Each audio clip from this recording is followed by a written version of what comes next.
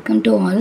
Number Civilians Academy TNPSC JDO-க்கான online classes வந்து போயிட்டு இருக்கு. Yesterday வந்து first day classes வந்து அப்லோட் பண்ணிருந்தோம். சரியா, இதுவரையும் பார்க்காத ஸ்டூடண்ட்ஸ் புதுசா பார்க்கறீங்க அப்படினா நேத்திய கிளாஸ் வந்துட்டு பார்த்துட்டு அதுக்கு அப்புறம் இந்த வீடியோ வந்து பாருங்க.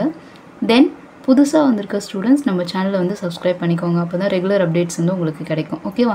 நேத்து என்ன பார்த்திருந்தோம் அப்படினா physical properties of materials பார்த்திருந்தோம். அது மட்டும் இல்லாம brick பத்தின full details வந்து பார்த்துட்டு இருந்தோம். சரியா, இன்னைக்கு என்ன பார்க்க போறோம் அப்படினு பாத்தீங்கன்னா lime and cement வந்து பார்க்க போறோம். ஓகே, இப்போ அதுக்கு முன்னாடி என்னன்னா ஒரு ரெண்டு பாயிண்ட் வந்து நேத்து bricksல நம்ம இன்கம்ப்ளீட்டா விட்டுறோம். சோ அத பார்க்க போறோம். ஓகே, என்ன அப்படினா ஸ்டாண்டர்ட் சைஸ் ஆஃப் bricks. சரியா, ஒரு ஸ்டாண்டர்டான brick இருக்கு அப்படினா அதனுடைய சைஸ் என்ன இருக்கும் அப்படினு கொடுத்திருக்காங்க. ஒரு 190 mm * 90 mm * 90 mm. இதுதான் வந்து ஸ்டாண்டர்ட் சைஸ். இதுவே வித் மார்ட்டரோட யூஸ் பண்ணும்போது 200 mm * 100 mm * 100 mm அப்படின்ற அளவுல இருக்கும். சரியா, யூசுவலா நம்ம யூஸ் பண்ற செங்கற்கள் இருக்குல்ல, அதனுடைய பலம் வந்து எவ்வளவு இருக்கணும் அப்படின்ற ஒரு லெவல் வந்து கொடுத்திருப்பாங்க. நம்ம கட்டடத்திற்கு வந்து பயன்படுத்துற சாதாரண செங்கற்களா இருந்ததுன்னா அதனுடைய பளு தாங்கும் திறன் சொல்வாங்க இல்லையா, அது எவ்வளவு இருக்கும்னா 3.5 Nm/mm². அது குறைவா இருக்கவே கூடாது கண்டிப்பா. சரியா, அதுவே நம்ம வந்து ஒரு ஹை குவாலிட்டி bricks வந்து யூஸ் பண்றோம் அப்படினா அதனுடைய பளு தாங்கும் திறன் வந்துட்டு 14 Nm/mm² அப்படின்ற அளவுல இருக்கணும் அப்படின்னு சொல்லியிருப்பாங்க. இது மூணுமே மோஸ்ட் இம்பார்ட்டன்டான ஒரு பாயிண்ட். ஓகேவா, நேத்து வந்து கிளாஸ்ல வந்துட்டு இந்த 3 பாயிண்ட் வந்து மிஸ் பண்ணிருந்தோம். இந்த 3 பாயிண்ட்டையும் வந்து bricks கூட சேர்த்து ஆட் பண்ணிக்கோங்க அடிஷனலா. ஓகே, இன்னைக்கு என்ன புது டைட்டில் பார்க்க போறோம் அப்படின்னு பாத்தீங்கன்னா லைமை பத்தி பார்க்க போறோம். சரியா, இப்போ யூசுவலா கன்ஸ்ட்ரக்ஷன் ஒர்க் பண்ணிட்டு இருக்கும்போது அதுல ஒரு முக்கியமான இணைப்பு பொருளா பயன்படுவது எது அப்படின்னு பாத்தீங்கன்னா வந்துட்டு சுண்ணாம்பு தான். ஏன் அப்படின்னு சொல்லிட்டு பாத்தீங்கன்னா சுண்ணாம்பு கூட மணல் பிளஸ் தண்ணீர் இந்த கலவையை வந்து கலந்து தான் நம்ம என்ன பண்ணணும்னா லைம் வாட்டர் வந்துட்டு ரெடி பண்றோம். சரியா, இதுதான் வந்துட்டு அதனுடைய ஃபுல் ப்ராசஸ். அதுக்கு எது யூஸ் ஆகுது அப்படின்னா இந்த சுண்ணாம்பு வந்துட்டு யூஸ் ஆகுது அப்படின்னு சொல்லிட்டு கொடுத்துருக்காங்க. லைம் வாட்டர் ரெடி பண்றதுக்கு இந்த சுண்ணாம்பு கூட மணலையும் தண்ணீரையும் சேர்ந்து கலப்பாங்க. கலந்தா கிடைக்கிறதா நம்மளுக்கு லைம் வாட்டர் அப்படின்னு சொல்லிட்டு சொல்லியிருக்காங்க. எங்க இது வந்து பயன்படுது அப்படின்னு சொல்லிட்டு பார்த்தோம்னா கட்டட சுவர்களில் உள்ள கல் மற்றும் செங்கற்களை இணைக்க இது வந்து உபயோகப்படுத்தப்படுகிறது. மேலும் சுவற்றில் என்ன பண்ணியிருக்காங்க, பூச்சாகவும் வந்துட்டு இதை வந்து யூஸ் பண்றதா சொல்லிட்டு கொடுத்துருக்காங்க. இப்போ லைம் வாட்டர்ன்றது சொல்லிட்டு பார்த்தீங்கன்னா மணல் கூட தண்ணி பிளஸ் சுண்ணாம்பு இது மூணும் கலந்தா லைம் வாட்டர். இதுவே லைம் கான்கிரீட் அப்படின்றது என்னன்னு பார்த்தீங்கன்னா சுண்ணாம்பு, மணல், உடை கற்கள் பிளஸ் அது கூட நீர் இது எல்லாத்தையும் சேர்ந்த கலவைக்கு பேர் என்ன அப்படின்னு சொல்லிட்டு பார்த்தீங்கன்னா வந்துட்டு லைம் கான்கிரீட் அப்படின்னு சொல்லிட்டு சொல்லுவாங்க. இதை எந்த இடத்துல யூஸ் பண்ணுவாங்க அப்படின்னு சொல்லிட்டு பார்த்தீங்கன்னா வந்துட்டு பேஸ்மெண்ட்ஸ்ல யூஸ் பண்ணுவாங்க. அதாவது அஸ்திவாரத்தை நிரப்புவதற்காகவும் தரை பரப்பினுடைய அடிப்பகுதி இருக்கு இல்லையா அதில் வந்து கான்கிரீட்டாகவும் வந்துட்டு இது வந்து பயன்படுத்தப்படுகிறது. யூஸ்வலாக கான்கிரீட் எந்த இடத்துல யூஸ் பண்ணுவோம், மார்ட்டர் எந்த இடத்துல யூஸ் பண்ணுவோன்றது தான் இந்த இடத்துல கொடுத்துருக்காங்க, வேற ஒன்றும் கிடையாது. பழமையான நதிகளினுடைய படுகைகளிலிருந்து சுண்ணாம்பு கற்கள் வந்து கிடைக்குது அப்படின்னு கொடுத்துருக்காங்க. இந்த சுண்ணாம்பு கற்கள் எங்கே கிடைக்குது அப்படின்னு சொல்லிட்டு பார்த்தீங்கன்னா வந்து நதிகள் இருக்கு இல்லையா அதனுடைய அந்த ஆற்று படுகைகள்னு சொல்லுவாங்க இல்லையா அந்த இடங்கள்ல இருந்து கிடைக்குது அப்படின்னு சொல்லிட்டு கொடுத்துருக்காங்க. இந்த சுண்ணாம்பு வந்துட்டு எப்படி கிளாஸிஃபை பண்ணியிருக்காங்கன்னா 3 வகைகளில் வந்துட்டு கிளாஸிஃபை பண்ணியிருக்காங்க. ஒன்று என்னன்னா சிப்பி சுண்ணாம்பு அப்படின்னு சொல்லுவாங்க. செகண்ட் ஒன் பார்த்தீங்கன்னா கல் சுண்ணாம்பு அப்படின்னு சொல்லுவாங்க. தேர்ட் ஒன் வந்து போர் லைம்ஸ் அப்படின்னு சொல்லிட்டு சொல்லுவாங்க. அந்த பேர்லயே இருக்கு. சரியா, சிப்பி சுண்ணாம்பு அப்படின்னு சொல்லியிருக்காங்க. சிப்பி எங்க இருக்கும், கடல்ல அப்படின்னு நம்ம வச்சுக்கோங்க. ஸோ கடல் சிப்பி அப்படின்னு சொல்லிட்டு கொடுத்துருக்காங்க. இப்போ இதை எங்கேருந்து எடுக்கிறாங்க அப்படின்னு சொல்லிட்டு பார்த்தீங்கன்னா வந்து பவளப்பாறைகள் இருக்கு இல்லையா அதுலேருந்து இந்த சுண்ணாம்பானது கிடைக்கிறது. இதில் கிட்டத்தட்ட எவ்வளோ சதவீதம் வந்து கால்சியம் ஆக்சைடு இருக்குது அப்படின்னு பார்த்தீங்கன்னா 95% வந்துட்டு கால்சியம் ஆக்சைடு வந்து காணப்படுகிறது. இது என்னன்னு சொல்லலாம்னா ஃபேட் லைம் அப்படின்னு சொல்லலாம். சரியா, ஸோ சிப்பி சுண்ணாம்பு என்னன்னு சொல்லுவாங்கன்னா ஃபேட் லைம்ஸ் அப்படின்னு சொல்லுவாங்க. அதே மாதிரி கல் சுண்ணாம்பு என்னன்னு சொல்லலாம் ஹைட்ராலிக் லைம் அப்படின்னும் சொல்லலாம் அப்படின்னு சொல்லிட்டு கொடுத்துருக்காங்க. இப்போ இந்த சிப்பி சுண்ணாம்பு இருக்கு இல்லையா அதை நீர் கூட வந்து கலக்கும் போது என்ன ஆகுதுன்னா வேகமா இலகுகிறதாம். அப்படி இழக்கும் போது அதிக அளவிலான என்னத்தை வெளியிடுகிறது, வெப்பத்தை வந்து வெளியிடுகிறது. யூஸ்வலா நீங்க வந்துட்டு சாதாரண சுண்ணாம்பே தண்ணியில கலக்கும் போது என்ன ஆகுன்னு சொல்லிட்டு பார்த்தீங்கன்னா ஒரு ஹீட்டை வந்து உங்களால வந்துட்டு உணர முடியும். சரியா, அதுதான் அப்போ தண்ணி கூட இதை வந்து கலக்கும்போது என்ன பண்ணுது, வெப்பத்தை வந்து வெளியிடுகிறது. அது மட்டும் இல்லாமல் அதனுடைய ஆக்சுவலாக இருக்கிற அளவை விட 2 முதல் 3 மடங்கு என்ன ஆகுதுன்னு சொல்லிட்டு பார்த்தீங்கன்னா வந்துட்டு பருமன் ஆகிறது கொடுத்துருக்காங்க. இப்போது காற்றிலிருந்து என்ன எப்படி பருமன் ஆகிறது அப்படின்னு பார்த்தீங்கன்னா காற்றில் இருக்க கார்பன் டை ஆக்சைடு இருக்கு இல்லையா அந்த கார்பன் டை ஆக்சைடு எல்லாத்தையும் என்ன பண்ணுதுன்னா அந்த கால்சியம் வந்து உறிஞ்சுது, இந்த சுண்ணாம்பு வந்து உறிஞ்சி என்னவா மாற்றுதுன்னா கால்சியம் கார்பனேட்டாக மாற்றுது. புரியுதுங்களா? அதாவது என்னென்னா யூஸ்வலாக காற்று நீற்று கூட வந்து சுண்ணாம்பை கலக்கும்போது என்னென்னா சீக்கிரமாக இலகுறது மட்டும் இல்லாமல் ஒரு வெப்பத்தன்மையை வெளியிடுது. அப்படி வெப்பத்தை வெளியிடும்போது 2லேருந்து 3 மடங்கு அதனுடைய ஆக்சுவலாக இருக்க சைஸை விட வந்துட்டு இன்னும் கொஞ்சம் பருமன் ஆகுது. எப்படி அது பருமன் ஆகுது அப்படின்னு பார்த்தீங்கன்னா, காற்றில் இருக்க கார்பன் டை ஆக்சைடு இருக்கு இல்லையா, அந்த கார்பன் டை ஆக்சைடு எல்லாத்தையும் உறிஞ்சி கால்சியம் கார்பனேட்டாக கன்வெர்ட் ஆகிறதுனால அது இன்னும் கொஞ்சம் பருமன் ஆகுறது அப்படின்னு சொல்லிட்டு கொடுத்துருக்காங்க. அதுக்கப்புறம் கொஞ்சம் நேரம் கழிச்சு என்ன ஆகிடுது, அது கடினமாகிறது அப்படின்னு சொல்லிட்டு கொடுத்துருக்காங்க. இதுதான் இப்போது அந்த கடல் சுண்ணாம்பு இருக்கு இல்லையா, ஸோ அதனுடைய ப்ராப்பர்ட்டிஸ், அதாவது என்னென்னா இதில் என்னென்ன வந்துட்டு பொதுவான பண்புகள் இருக்குது அப்படின்னு பார்த்தீங்கன்னா வந்துட்டு அந்த கெட்டி ஆகுது இல்லையா, ஸோ அந்த டைம் வந்துட்டு கொஞ்சம் டிலே ஆகும், அது மெதுவாக கெட்டி ஆகும். சரியா, அதிக அளவு என்ன பொருளாக பயன்படுத்தப்படுகிறதுனா பசை பொருளாக வந்து பயன்படுத்தப்படுகிறது. என்ன கலரில் இருக்குன்னு பார்த்தீங்கன்னா சுத்தமான வெண்மை நிறம் கொண்டது அப்படின்னு சொல்லிட்டு கொடுத்துருக்காங்க. காற்றோடு மெதுவாக கெட்டியாகிற தன்மையை வந்து இது வந்து கொண்டு காணப்படுகிறது. எது அப்படின்னு சொல்லிட்டு பார்த்தீங்கன்னா வந்து சீஷல்ஸ், அதாவது கடற்சிப்பி சுண்ணாம்புன்னு சொல்லுவோம் இல்லையா, ஸோ அது. இதனுடைய பயன்பாடுகள் எங்கெங்கே வந்து பயன்படுது அப்படின்னு பார்த்தோன்னா ஆல்ரெடி சொல்லிட்டோம், சுத்தமான வெள்ளை நிறம். அப்போ எங்கே யூஸ் பண்ணுவாங்க, வெள்ளை அடிக்கிறதுக்காக பயன்படுத்துகிறாங்க சுவரில். அது மட்டும் இல்லாமல் பூச்சாவும் வந்து பயன்படுத்துறதா சொல்லியிருக்காங்க. சரியா, செவரில் வந்து பூச்சிகள் பூசுகிறாங்க இல்லையா, அதுக்கு வந்து பயன்படுத்தப்படுது அப்படின்னு சொல்லிட்டு கொடுத்துருக்காங்க. அது மட்டும் இல்லாமல் வேறு எங்கே பயன்படுத்தலாம் அப்படின்னு சொல்லிட்டு பார்த்தீங்கன்னா வந்துட்டு செங்கல் இல்லைன்னா கல் இருக்கலே, அதை வந்து சுவர்களில் வந்துட்டு மெல்லிய இணைப்புகளுக்காக இது வந்து பயன்படுத்தப்படுறதா சொல்லி கொடுத்துருக்காங்க. மணலுடன் சேர்த்து இந்த சுண்ணாம்பை கொஞ்சோண்டு மணலுடன் சேர்த்து அதை ஒரு மார்ட்டராக ரெடி பண்ணி ஒரு மெல்லிய இணைப்பு பொருளாகவும் நம்ம வந்து பயன்படுத்திக்க முடியும் அப்படின்னு சொல்லிட்டு கொடுத்துருக்காங்க. சரியா, நம்ம ஆல்ரெடி வந்துட்டு லைம் மார்ட்டர் மேலே பார்த்தோம் இல்லையா, அதை 3rd பாயிண்டாக கொடுத்துருக்காங்க. யூஸ்வலாக செங்கல்ல கூட செவரில் பூசுகிறோம் இல்லையா பூச்சா, அதுக்காகவும் பயன்படுத்தப்படுதுன்னு சொல்லியிருக்காங்க. ஒயிட் கலராக இருக்கிறதுனால வெள்ளை அடிக்கவும் பயன்படுத்தப்படுது அப்படின்னு 3 பயன்பாடுகள் கொடுத்துருக்காங்க. ஒவ்வொன்றுக்கும் அதனுடைய ப்ராப்பர்ட்டிஸ் என்ன, பயன்பாடுகள் என்னன்றதை தெளிவாக படித்து வச்சுக்கணும். அதே மாதிரி கால்சியம் ஆக்சைடு வந்துட்டு ஒவ்வொன்றுத்துலேயும் வந்துட்டு எந்த லெவலில் இருக்குன்றதையும் படித்து வச்சுக்கணும். ஓகேவா, நெக்ஸ்ட் என்ன பார்க்க போகிறோம்னா கல் சுண்ணாம்பு எப்படி சொல்லலாம் அப்படின்னா ஹைட்ராலிக் லைம் அப்படின்னு சொல்லிட்டு சொல்லலாம். நம்ம மேலே பார்த்தது வந்து கடல்ல இருந்து எடுக்கிறோம், ஆற்று படுகைகள்லேருந்து எடுக்கிறோம்னு சொல்லியிருந்தோம். இது எங்கேருந்து எடுக்கப்படுது அப்படின்னு சொல்லிட்டு பார்த்தீங்கன்னா பூமியிலேருந்து வெட்டி எடுக்கப்படுகிறது. சரியா, நம்ம பூமியிலேருந்து சுண்ணாம்புலாம் இருக்கு இல்லையா, அதை வெட்டி எடுக்கிறோம் இல்லையா, அதுலேருந்து தயாரிக்கப்படுவது தான் இந்த ஹைட்ராலிக் லைம் அப்படின்னு சொல்லிட்டு கொடுத்துருப்பாங்க. இதில் கால்சியம் ஆக்சைடோடைய லெவல் பார்த்தீங்கன்னா 75%லேருந்து 85% வரையும் இருக்குது அப்படின்னு சொல்லியிருக்காங்க. நம்ம ஃபஸ்ட்டு பார்த்ததில் வந்து 95% கால்சியம் ஆக்சைடு இருக்கும். சரியா, பவளப்பாறைகள்லேருந்து எடுக்கிறோம் இல்லையா, அதுலேருந்து 95% கால்சியம் ஆக்சைட்ஸ் இருக்கும். சரியா, ஏன்னா வந்து சுத்தமான சுண்ணாம்பு அதெல்லாம். இதில் எவ்வளோ இருக்குன்னா 75%லேருந்து 85% வரை கால்சியம் ஆக்சைடு வந்து இருக்குது அப்படின்னு சொல்லிட்டு கொடுத்துருக்காங்க. இதுவும் இலகுவதற்கு அதிகமான நேரங்கள் வந்து எடுத்துக்கொள்கிறது அப்படின்னு சொல்லிட்டு கொடுத்துருக்காங்க. அதே அளவு ஹெவியான ஹீட், அதாவது அதிக அளவில் வெப்பத்துடனும் சப்தத்துடனும் என்ன ஆகுது, இலகுகிறது அப்படின்னு கொடுத்துருக்காங்க. இப்போது நீர் கூட இதை கலக்கும்போது என்ன ஆகுதுன்னா ஹார்ட்னஸ் வந்து வருது. எல்லா பொருட்களுமே இப்போ சிப்பி சுண்ணாம்பு பார்க்கும்போது நீர் கூட கலக்கும்போது கொஞ்சம் நேரம் கழிச்சு என்ன ஆயிடுது, ஹார்ட் ஆகிடுது. இதுவும் அதே மாதிரி தான் அப்படின்னு சொல்லிட்டு கொடுத்துருக்காங்க. இது வந்துட்டு சுண்ணாம்பு சாந்து தயாரிக்கவும் கட்டிடம் கட்டவும் மற்றும் சுவர்களில் பூசவும் பயன்படுத்தப்படுகிறது. எல்லா சுண்ணாம்புமே இப்போ ஃபஸ்ட்டு நம்ம பார்த்ததும் வந்துட்டு எதுக்காக யூஸ் ஆகுது, மார்ட்டர் ரெடி பண்ண யூஸ் ஆகுதுன்னு சொல்லியிருந்தோம். அது மாதிரி கட்டிடங்களில் வந்து பூச்சா வந்து பயன்படுத்தப்படுதுன்னு சொல்லியிருந்தோம். அதே மாதிரி ஒயிட் வாஷ்க்காக யூஸ் பண்ணுது அப்படின்னு சொல்லிட்டு 3 பாயிண்ட் பார்த்துருந்தோம். சேம் பாயிண்ட்டை தான் இந்த இடத்துல வந்து கொடுத்துருக்காங்க.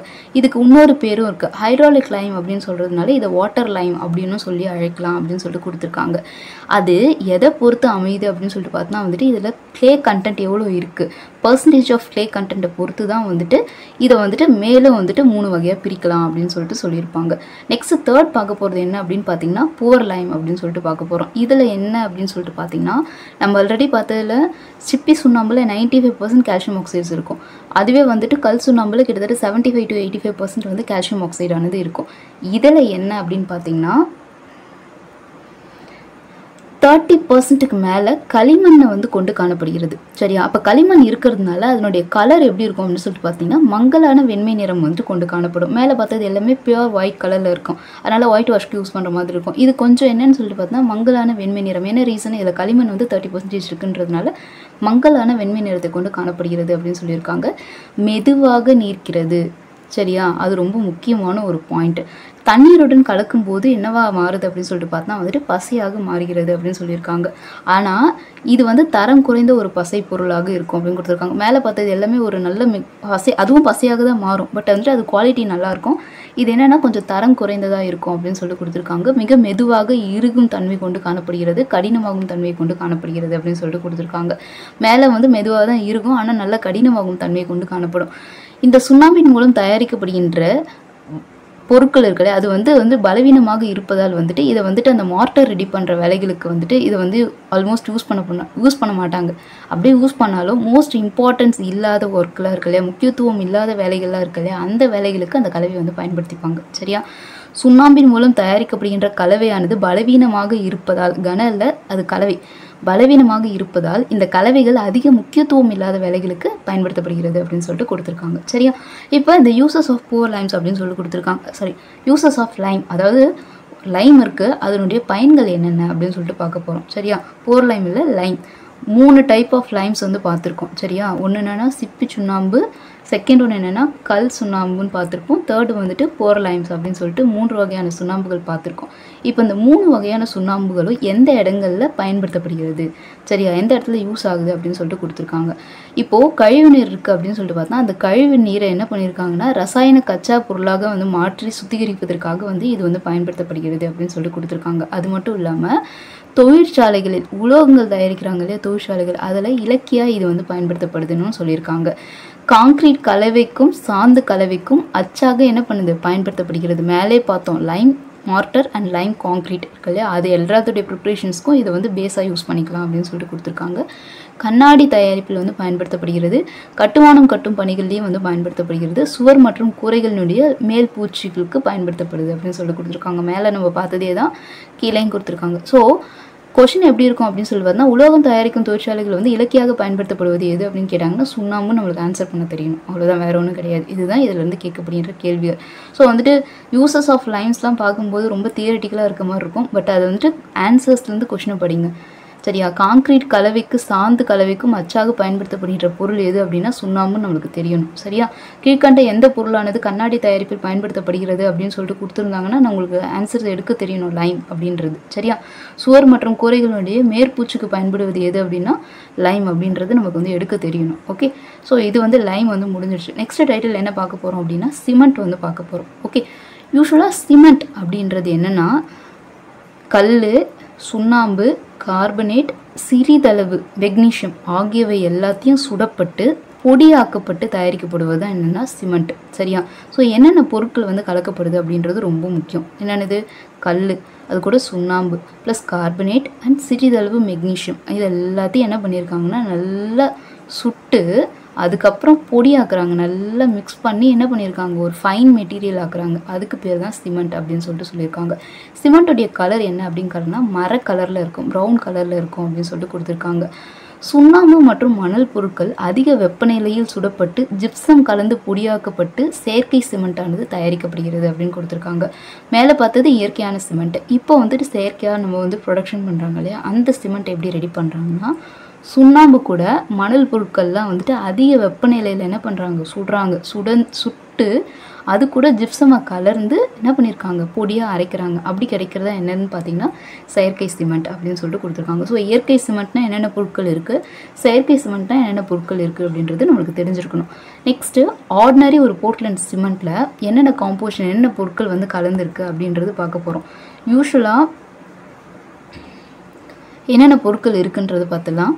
சாதாரண போர்ட்லேண்ட் சிமெண்ட் வந்து 3 அடிப்படையான பகுதி பொருட்களை கொண்டு காணப்படுகிறது அப்படின்னு சொல்லிட்டு கொடுத்துருக்காங்க. என்னென்ன அப்படின்னு சொல்லிட்டு பார்த்தீங்கன்னா இரும்பு oxide, magnesium oxide, sulphur try oxide, alkalis மற்றும் சில பொருட்கள் வந்து சிறிதளவில் கலந்துருப்பாங்க. ஸோ மோஸ்ட் இம்பார்ட்டண்டான பொருட்கள்னால் இரும்பு oxide, magnesium oxide and sulphur try oxide, இது 3 தான் முக்கியமானது. இது கூட சம் ஆல்கலிஸ் அண்ட் சிறிதளவு பொருட்கள் எல்லாமே வந்து கலந்து நம்ம கிடைக்கிறது தான் என்னதுன்னு பார்த்தீங்கன்னா ஆர்டினரி போர்ட்லேண்ட் சிமெண்ட், அதாவது ஓபிசி அப்படின்னு சொல்லிட்டு சொல்லியிருக்காங்க. இந்த பகுதி பொருட்கள் சாதாரணமாக இருக்கும் சிமெண்ட்டுக்கு கீழ்கண்ட வகிதங்களில் என்ன பண்ணியிருக்கணும் கலந்துருக்கணும். சரி, இந்த பொருட்கள்லாம் இருக்குது, இது எல்லாம் எந்தெந்த அளவில் வந்துட்டு கலந்துருக்கணும் அப்படின்றது தான் பார்க்க போகிறோம். இப்போது அலுமினா, அதில் இருக்கக்கூடிய பகுதி பொருட்கள் என்னென்ன அப்படின்னு பார்த்தீங்கன்னா அலுமினா பார்த்தீங்கன்னா ஃபார்முலா Al2O3. எல்லா டைம்லையும் அலுமினானே கொடுக்க மாட்டாங்க, ஒரு சில டைமில் வந்துட்டு என்னென்னா கொஷின்ஸை ரொம்ப ஈஸியாக கேட்டுட்டு ஃபார்முலாவை கொடுத்துருவாங்க. சரியா, ஸோ அது வந்துட்டு நமக்கு பேரும் தெரிஞ்சிருக்கணும், அதனுடைய ஃபார்முலாஸும் தெரிஞ்சிருக்கணும். Al2O3 எந்த லெவலில் வந்துட்டு லிமிட் ஆஃப் பர்சன்டேஜ் தான் மோஸ்ட் இம்பார்ட்டன்ட். டிஃபிக்கல் வந்துட்டு நம்ம படித்து வச்சுக்கணும். சரியா, அலுமினாவுடைய லெவல் வந்து 3 to 8% வந்து இருக்கணும், அதுதான் லிமிட். டிஃபிக்கலி ஒரு 5% வந்து இருக்கலாம் அப்படின்னு கொடுத்துருப்பாங்க. சரியா, ரெண்டுத்துக்கும் நடுவில். சேம் சிலிக்கா SiO 70 to 25% இருக்கணும், இல்லைனா டிப்பிக்கலாக 22% வரையும் இருக்கலாம். அதே சுண்ணாம்பு CaO 60 to 67% வந்து இருக்கணும். இரும்பு ஆக்சைடு பார்த்தீங்கன்னா Fe2O3 0.5 to 6% வரையும் இருக்கலாம். மெக்னீஷியம் ஆக்சைடு MgO 0.1 to 4% வரையும் இருக்கலாம். Sulphur try oxide SO3 try 3 வரணும் சரியா, டைனா 2, sulphur try oxide SO3 1 to 3% வரையும் இருக்கணும் சரியா. இப்போது ஒவ்வொரு பொருட்களும் என்னென்ன ரோலை வந்து ப்ளே பண்ணுது. ஒரு சிமெண்ட்டுக்கு இறுகும் தன்மையை கொடுப்பது எது அப்படின்னு சொல்லிட்டு பார்த்தீங்கன்னா அலுமினா சரியா. சிமெண்ட் வந்து விரைவாக கடினமாவதை அதிகரிப்பது என்ன பொருள் அப்படின்னு பார்த்தீங்கன்னா அதுவும் அலுமினா தான். அலுமினாவுடைய அளவு அதிகரிக்கும் பொழுது சிமெண்ட்டுடைய ஸ்ட்ரென்த் என்ன ஆகுனா ரிடியூஸ் ஆகும். இதிலேருந்து என்ன தெரிஞ்சுக்கணும்னா 3 கொஷின்ஸ் உங்களுக்கு வரும். ஒரு சிமெண்ட்டினுடைய இறுகும் தன்மையை கொடுப்பது எது அப்படின்னு சொல்லிட்டு பார்த்தீங்கன்னா அலுமினா. சிமெண்ட்டை விரைவாக கடினமாவதை வந்து அதிகரிக்கிறது எதுன்னு பார்த்தனாலும் அலுமினா தான் சரியா. ஆனால் அந்த அலுமினாவுடைய கண்டென்ட்டே அதிகமாகும் போது சிமெண்ட்டுடைய ஸ்ட்ரென்த் என்ன ஆகும், ரெடியூஸ் ஆகணும் சரியா. அதை தெரிஞ்சிருக்கணும். நெக்ஸ்ட் என்ன பார்க்க போகிறோம்னா சிலிக்கா SiO2 சரியா. சிமெண்ட்டுக்கு வலிமையை தருவது எது அப்படின்னு பார்த்தீங்கன்னா சிலிக்கா தான். சிமெண்ட்டினுடைய மிக முக்கியமான பகுதி பொருளாக இருக்கிறது எது அப்படின்னு பார்த்தீங்கன்னா அதுவும் சிலிக்கா தான் அப்படின்னு சொல்லிட்டு கொடுத்துருக்காங்க. சிமெண்ட்டிற்கு ஸ்ட்ரென்த்தை கொடுப்பது எது அப்படின்னு பார்த்தீங்கன்னா சிலிக்கா கண்டென்ட் தான். இது டை கால்சியம் ட்ரை கால்சியம் இந்த ஸ்ட்ரென்த் வந்து கிடைக்கிது அப்படின்னு சொல்லி கொடுத்துருக்காங்க. அதாவது சிலிக்காவில் வந்துட்டு என்னென்னா SiO2 SiO3 ரெண்டு இருக்குது. சிலிக்கானா SiO தான் காமனு. டை சிலிக்கா அப்படின்னு வரும்போது SiO2ன்னு வரும், ட்ரை அப்படின்னு வரும்போது SiO3ன்னு வந்துடும் சரியா. ஸோ அதில் இருக்க அந்த கால்சியம் கண்டென்ட் இருக்கு இல்லையா, அது டை கால்சியமா இல்லை ட்ரை கால்சியமா அப்படின்றதனுடைய அடிப்படையில் தான் அதனுடைய ஸ்ட்ரென்த்தானது இருக்குது அப்படின்றத இந்த பாயிண்டில் வந்து சொல்லியிருக்காங்க ஓகேவா. சுண்ணாம்பு நம்ம ஆல்ரெடி வந்துட்டு மேலே படித்தது தான். லைம் CaO அதுதான் அதனுடைய ஃபார்முலா சரியா. இது ரொம்ப மிக முக்கியமான பகுதி பொருள். ஏன் அப்படின்னு சொல்லி பார்த்தீங்கன்னா கிட்டத்தட்ட 60 to 67% வந்து சிமெண்ட்டில் என்ன தான் இருக்குது அப்படின்னா சுண்ணாம்பு தான் இருக்குது. ஸோ சிமெண்ட்டுக்கு பலத்தையும் ஒட்டும் தன்மையும் தருவது எது அப்படின்னு பார்த்தீங்கன்னா அந்த சுண்ணாம்பு தான் அப்படின்னு கொடுத்துருக்காங்க.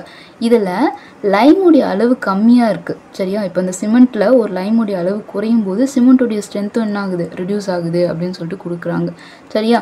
லைம் ஆனது எதனால் மென்ஷன் சிமெண்ட்டுடைய ஸ்ட்ரென்த் எப்போ ரிடியூஸ் ஆகும் அப்படின்னு சொல்லிட்டு பார்த்தீங்கன்னா லைமுடைய லெவல் வந்து கம்மியாக இருக்கும்போது சிமெண்ட்டுடைய ஸ்ட்ரென்த் என்ன ஆகுது, குறைகிறது அப்படின்னு கொடுத்துருக்காங்க. அதே மாதிரி லைமானது சரி விகிதத்தில் அமையும் பொழுது சிமெண்ட்டுடைய ஸ்ட்ரென்த்தும் இன்க்ரீஸ் ஆகுது, சவுண்ட்னஸும் இன்க்ரீஸ் ஆகுது அப்படின்னு சொல்லிட்டு கொடுத்துருக்காங்க சரியா.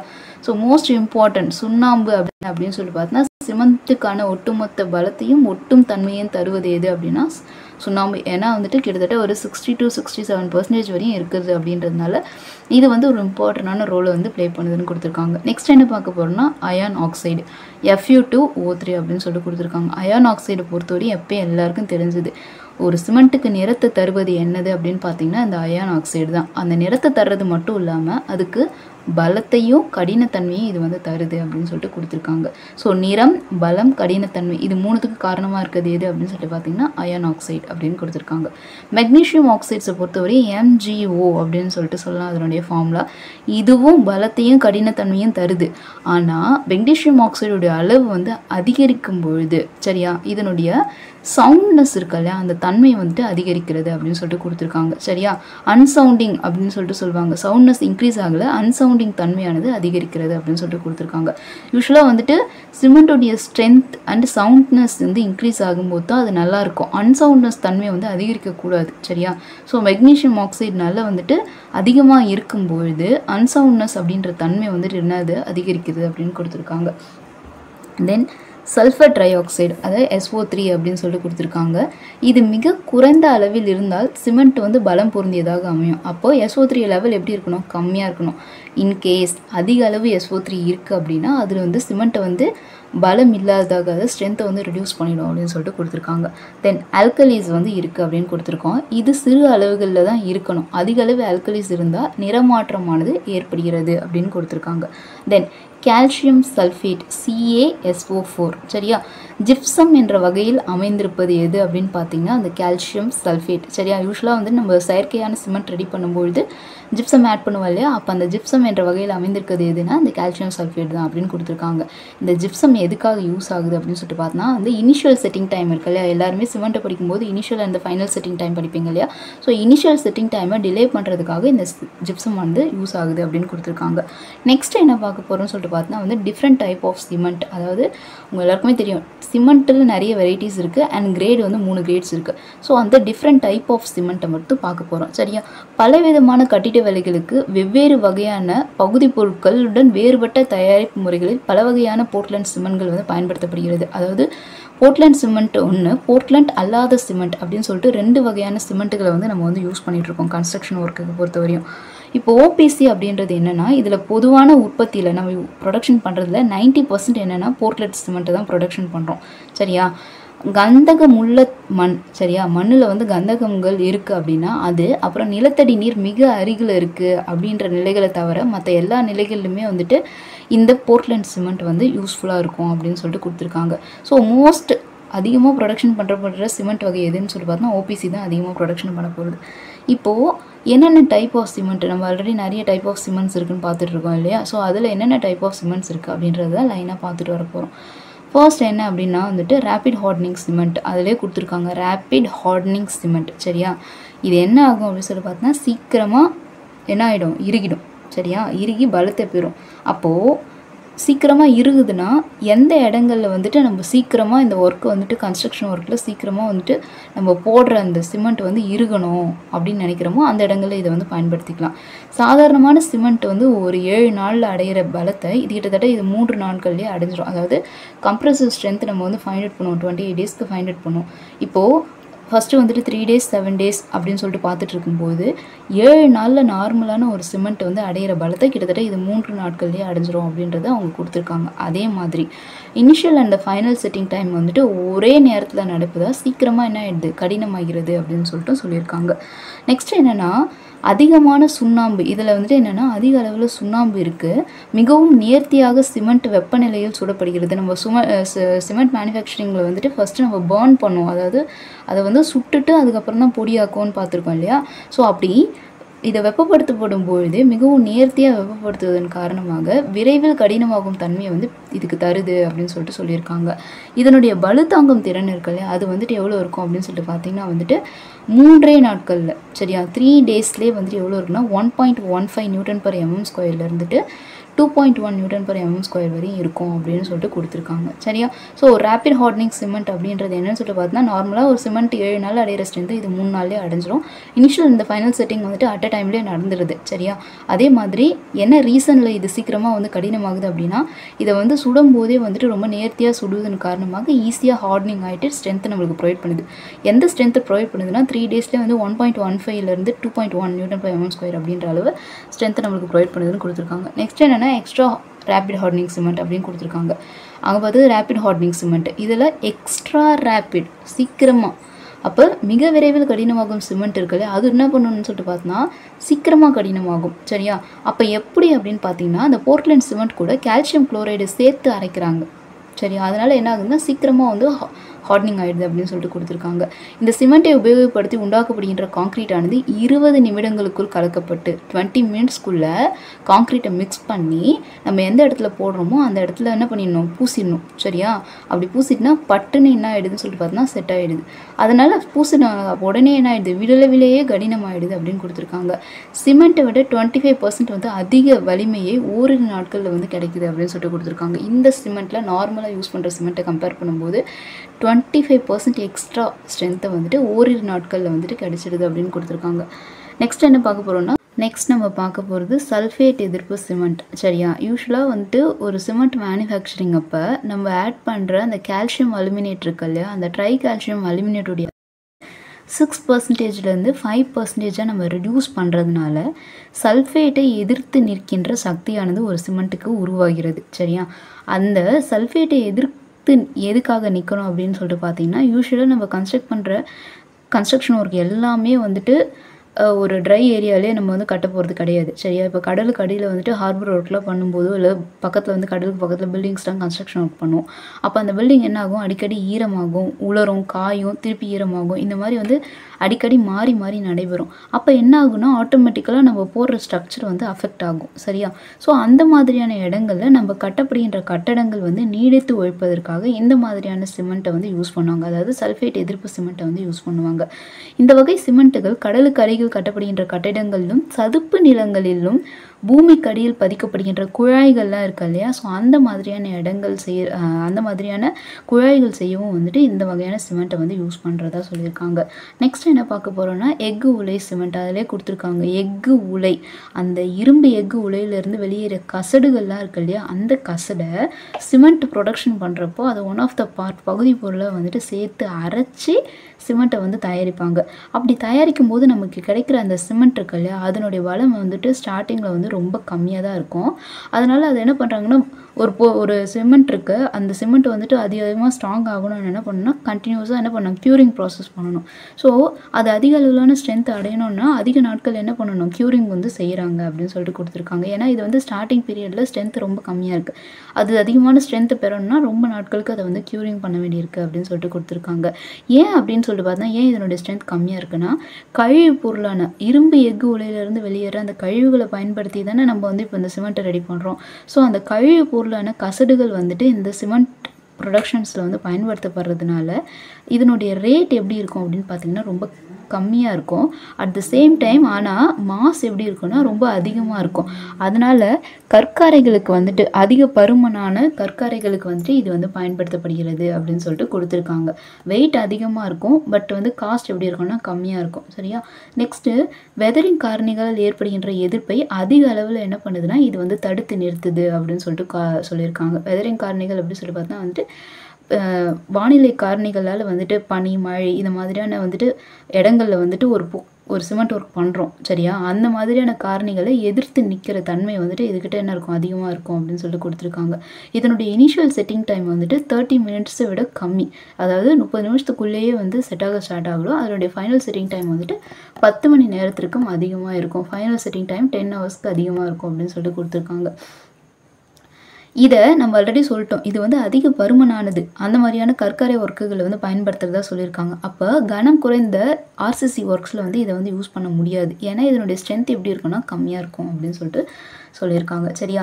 ஏன் இதனுடைய ஸ்ட்ரென்த் கம்மியாக இருக்குது அப்படின்னா அந்த இரும்பு எஃகு உலையிலேருந்து வெளியேறுகின்ற கசடுகளை பயன்படுத்தி இது வந்து ப்ரொடக்ஷன் பண்ணுறதுனால இதனுடைய ஸ்ட்ரென்த் எப்படி தான் இருக்கும், கம்மியாக தான் இருக்கும். ஓகே, நெக்ஸ்ட் என்னென்னா குவிக் செட்டிங் சிமெண்ட். அதாவது வேகமாக இருங்க துவங்குகிற சிமெண்ட் அதிலே கொடுத்துருக்காங்க சரியா.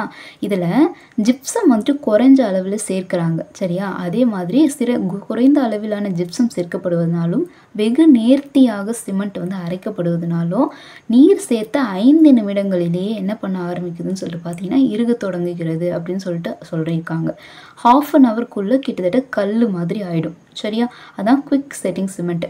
நம்ம ஆல்ரெடி பார்த்த சிமெண்ட் இருக்கு இல்லையா, லாஸ்ட்டாக பார்த்தோம் இல்லையா இந்த எஃகு உலை சிமெண்ட் சொன்னோம் இல்லையா, இது வந்து இனிஷியல் செட்டிங் டைமே 30 minutes and final setting time 10 hours கொடுத்துருக்காங்க. பட் வந்துட்டு இப்போ நம்ம பார்க்குற வந்துட்டு குவிக் செட்டிங் சிமெண்ட்ஸில் கிட்டத்தட்ட வந்துட்டு ஒரு 10 மினிட்ஸ்க்குள்ளே வந்து ஸ்டார்ட் ஆகிடுது சரியா. 5 மினிட்ஸ்லேயே ஸ்டார்ட் ஆகிடுது அண்ட் வந்து 1/2 ஹவரில் ஒரு கல் மாதிரி ஆயிடுது அப்படின்னு கொடுத்துருக்காங்க.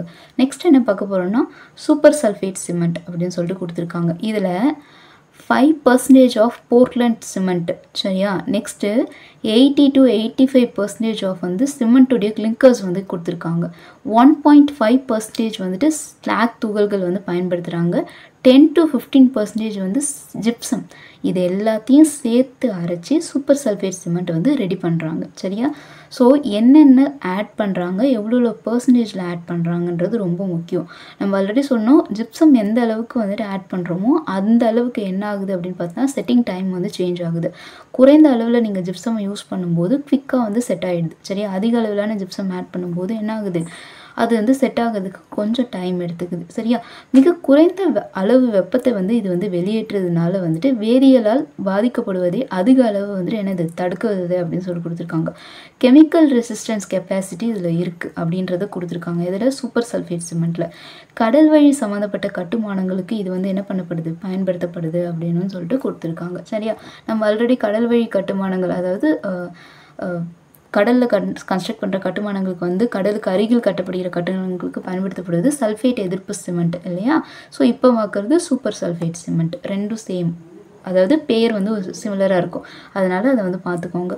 நெக்ஸ்ட்டு என்ன பார்க்க போகிறோம் அப்படின்னா போர்ட்லேண்ட் போஸ்ட்லானா சிமெண்ட் அப்படின்னு சொல்லிட்டு கொடுத்துருக்காங்க. இது எதுலேருந்து ரெடி பண்ணுறாங்க அப்படின்னா எரிமலை குழம்பு இருக்கு இல்லையா, அதனுடைய தூள் மணல் வகையை வந்து இது வந்து சேர்ந்தது அப்படின்னு சொல்லிட்டு கொடுத்துருக்காங்க.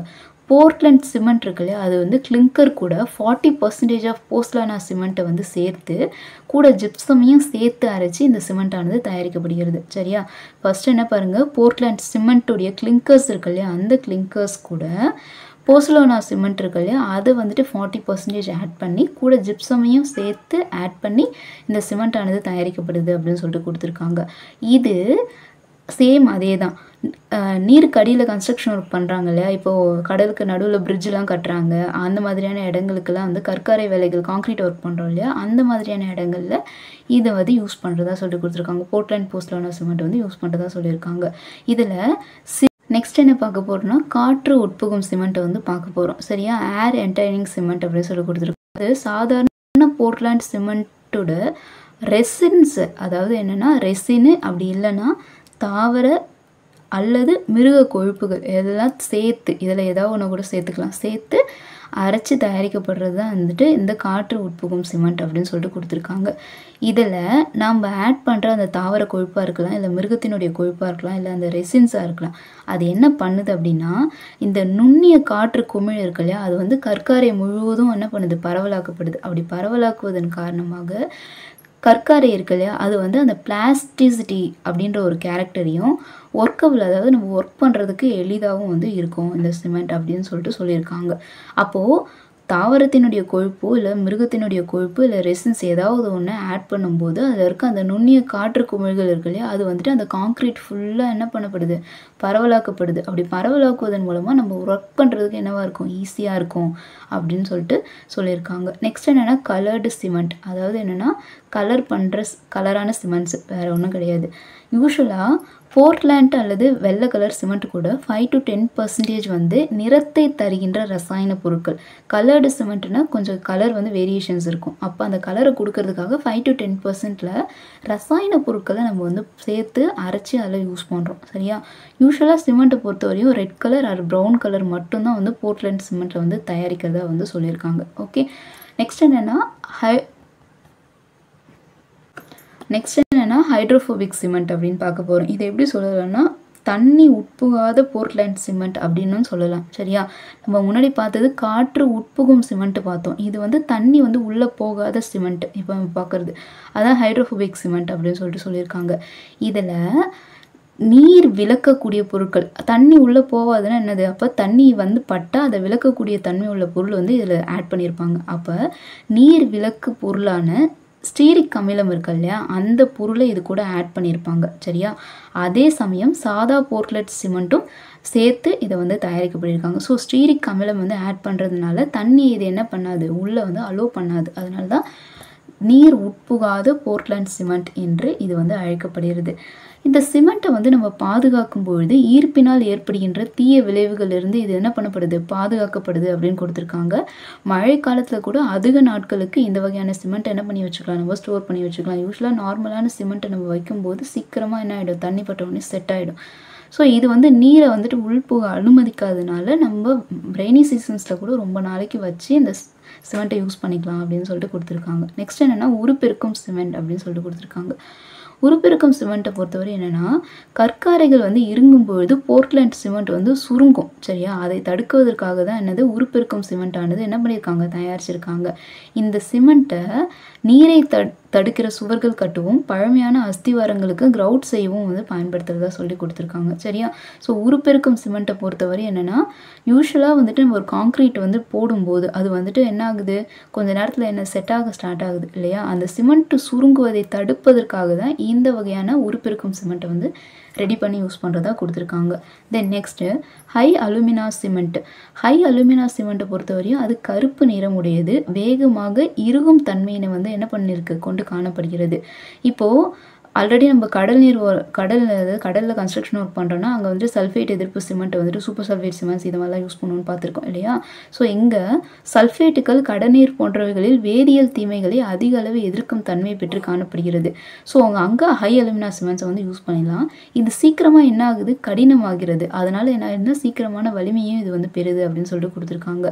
யூஸ்வலாக காங்க்ரீட் வந்து மிக்சர் ரெடி பண்ணும்போது 1:2:4 அப்படின்ற அளவில் வந்து காங்க்ரீட் கலவையை ரெடி பண்ணும்போது 3 நாட்களில் சரியா 42 Nm/mm² அப்படின்ற அளவிலான ஒரு வலுத்தாங்கும் திறன் அழுத்த வலிமையை வந்து இது என்ன ஆகுது பெறுது அப்படின்னு சொல்லிட்டு கொடுத்துருக்காங்க. எதுக்குன்னா காங்க்ரீட்க்கு சரியா.